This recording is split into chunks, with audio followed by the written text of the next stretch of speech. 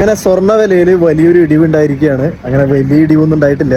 ന്യൂസുകാർ just ഒരു hype കൊടുത്തോണ്ടിരിക്കുകയാണ്. യുഎസും ഇറാനും സമാധാന കരാറിലോട്ട് പോകുന്നതിന്റെ സാഹചര്യത്തിലാണ് ചെറിയൊരു ഇടിവൊക്കെ ഉണ്ടായിട്ട് തുടങ്ങിയിട്ടുള്ളത്. നാട്ടിലിപ്പോ 335 രൂപ പെർ ഗ്രാമില് കുറവ് വന്നിട്ടുണ്ട്. അതിപ്പോ ഒരു പവൻ നോക്കുകയാണെന്നുണ്ടെങ്കിൽ ഏകദേശം 2680 രൂപ അടുത്തൊക്കെ വരും. മീറ്റിംഗിൽ അമേരിക്കയുടെ ഫെഡ് ഇൻട്രസ്റ്റ് റേറ്റ് കൂട്ടുന്നാണല്ലോ എല്ലാവരും വിചാരിച്ചത്. പക്ഷെ അത് കൂട്ടിയില്ല. ഫ്യൂച്ചറിൽ ഇനിയിപ്പോ അത് കൂടാനായിട്ടുള്ള ചാൻസ് ഉണ്ട് എന്നുള്ള സൂചന കൂടെ പറഞ്ഞാണ് ഇപ്പോൾ പോയിട്ടുള്ളത്. അതുകൊണ്ട് ഡോളർ ഇപ്പോൾ സ്ട്രോങ് ആണ്. അതുപോലെ തന്നെ ഗോൾഡ് റേറ്റ് 2.5% ഒരു ഇടിവുണ്ടായിട്ടുണ്ടായിരുന്നു. ചെറിയ ഗോൾഡ് റേറ്റ് കൂടാനാണ് ചാൻസ് ഉള്ളത്. കാരണം JP മോർഗനൊക്കെ പറഞ്ഞിട്ടുള്ളത് ഡിസംബറോട് കൂടെ ഗോൾഡിൽ വൻ കുതിപ്പുണ്ടാവും എന്നുള്ളത് തന്നെയാണ്. നാട്ടിലെ ബഡ്ജറ്റ് അവതരണവും നമ്മുടെ ഗോൾഡ് പ്രൈസും തമ്മിൽ യാതൊരു ബന്ധമില്ല.